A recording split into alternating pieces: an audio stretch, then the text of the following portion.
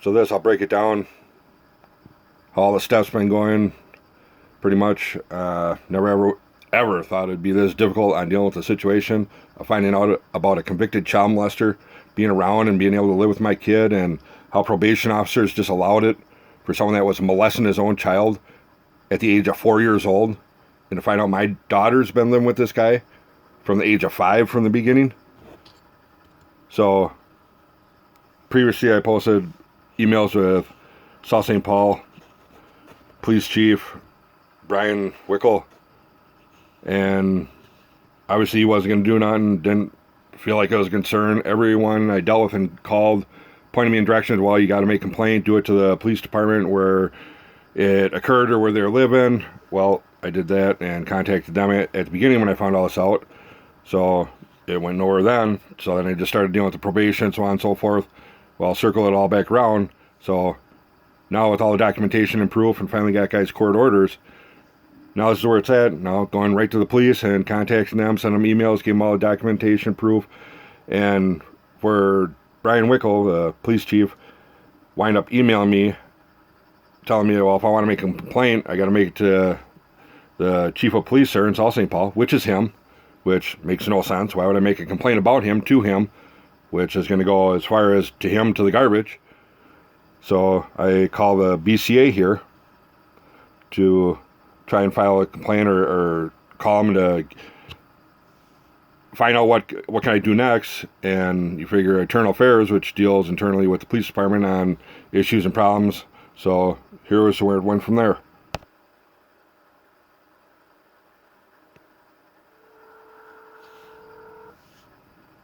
Internal Affairs, this is Angie.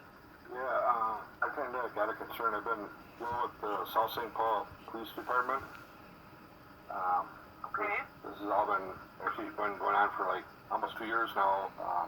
About me finding out about my daughter being around and living with a convicted sex offender. Okay. He was not supposed to have no contact with any children, whatever. All his court orders were just no contact with any children except for his own. Well, he was living with my daughter for like 10 years. And then in 2018, that's when they did a child protection thing, and that's when I found out about this. So they said I had to contact the police department where they were living at that time and made a report through them, because that's where it occurred or where they're living or whatever.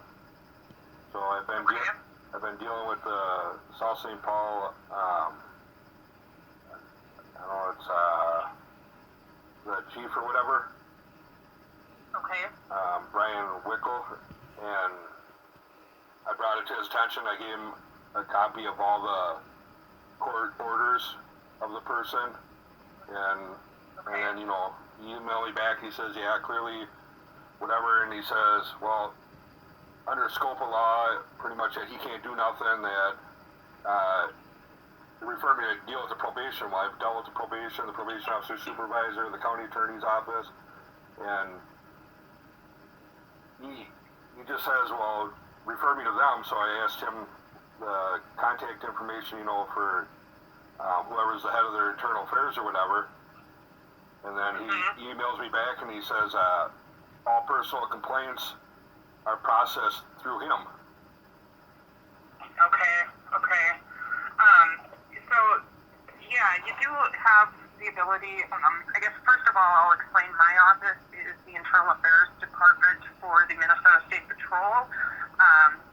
In the Bureau of Criminal Apprehension, we're not authorized to investigate complaints against local police departments or county sheriff's offices. However, you do have the ability to make a complaint to the Minnesota Post Board. They are the entity in Minnesota that licenses all police officers, so you're able to make a complaint to them. I can give you their phone number if you'd like. Yeah, hold on a second. Okay.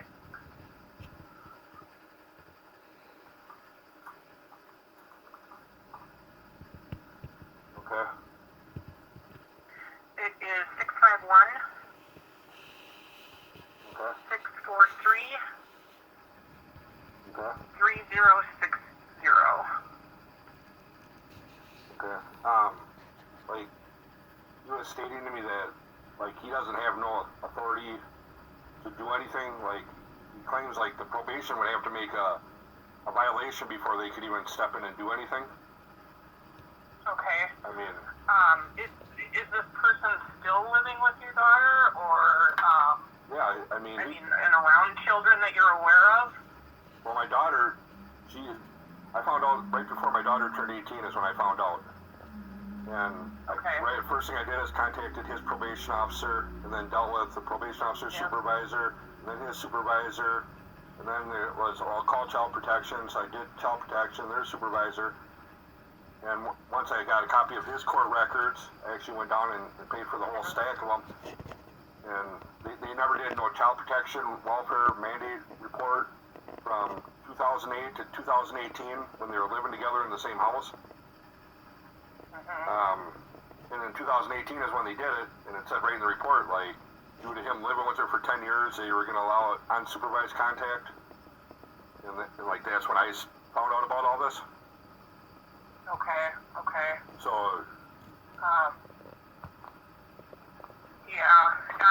And I guess I think, you, first of all, I guess you want to definitely contact the Minnesota Post Board with a complaint about St. Paul Police Chief, and their kind of failure to act there. The other option that might be an option, I'm not sure, but I can give you this information, is if this person is a predatory offender, that and that you're concerned about him violating, his specific restrictions, that the Bureau of Criminal Apprehension does maintain a predatory offender list, and you can, I think, submit a complaint to them about somebody violating their restrictions that are set forth for them. my daughter, she's over 18 now.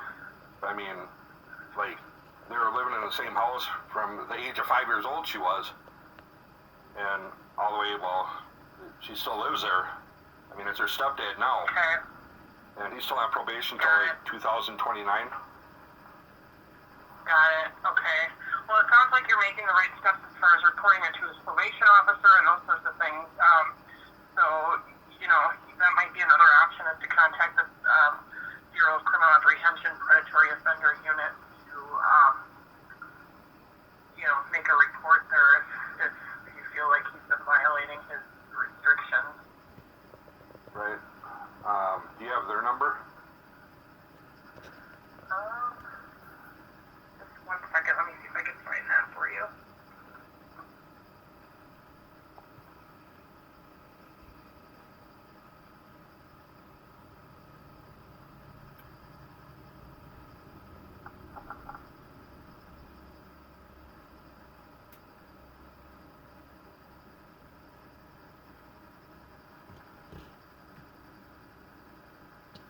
Their phone number is 651 Okay. 793-7070.